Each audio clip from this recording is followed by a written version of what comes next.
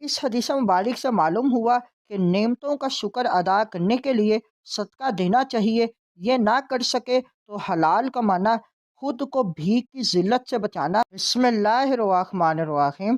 آج کی حدیث مبارک صدقہ ادا کرنے کی مختلف صورتیں ہیں۔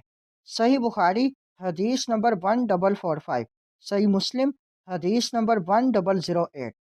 حضرت سعید بن ابو بردہ علیہ رحمہ اپنے آباء و اجداد سے روایت کرتے ہیں کہ سیدنا رسول اللہ صلی اللہ علیہ وآلہ وسلم نے فرمایا، ہر مسلمان پر یعنی رب تعالیٰ کی نعمتوں کا شکر ادا کرنے کے لیے صدقہ لازم ہے۔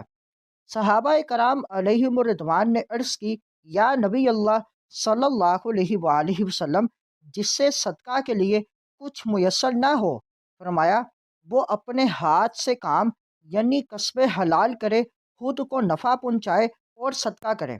عرض کی، اگر اس کی استطاعت نہ ہو، فرمایا مجبور حاجت مند کی مدد کرے۔ عرض کی، اگر اس کی بھی استطاعت نہ ہو، فرمایا نیک کام کرے اور یعنی اپنے آپ اور دوسرے لوگوں کو برائی سے روکے کہ یقیناً یہ بھی اس کے لیے صدقہ ہے۔